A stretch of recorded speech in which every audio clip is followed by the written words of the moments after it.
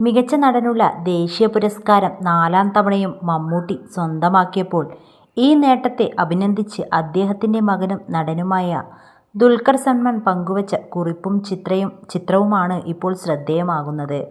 അച്ഛനും മകനും തമ്മിലുള്ള സാങ്കല്പിക സംഭാഷണത്തിൻ്റെ രൂപത്തിലാണ് ദുൽഖറിൻ്റെ ഇൻസ്റ്റഗ്രാം പോസ്റ്റ്. ജ്യൂസ് നിറച്ച ഗ്ലാസ് കയ്യിൽ പിടിക്കുന്ന മമ്മൂട്ടിയുടെ ചിത്രത്തിനൊപ്പമാണ് ദുൽഖറിൻ്റെ കുറിപ്പ്. "വീണ്ടും ഒന്നുകൂടി" എന്ന് മമ്മൂട്ടി ചോദിക്കുന്ന രീതിയിലാണ് സംഭാഷണം ആരംഭിക്കുന്നത്. "അതെ അപ്പാ, ഇത് 4ാമത്തേതല്ലേ" എന്നാണ് ദുൽഖറിൻ്റെ മറുപടി. മറ്റൊരു ചോദ്യമാണ് പിന്നീട് മമ്മൂട്ടിയിൽ നിന്ന് വരുന്നത്. "ആഹാ, അതു മനോഹരമായി. അപ്പോൾ നിനക്കോ?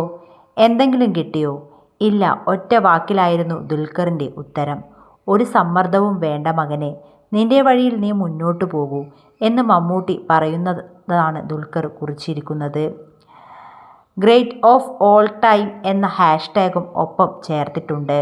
വളരെ വേഗം ദുൽഖറിൻ്റെ പോസ്റ്റ് വൈറലായി മാറുകയായിരുന്നു. "Welcome to the club.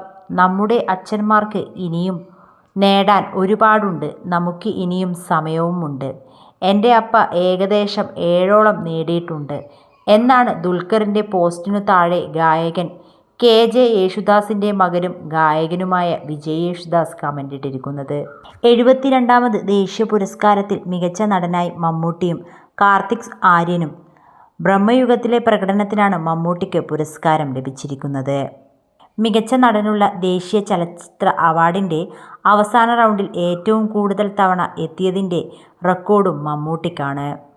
ദേശീയ അവാർഡ് നേടിയ മമ്മൂട്ടിക്ക് അഭിനന്ദനവുമായി മോഹൻലാലും എത്തിയിരുന്നു.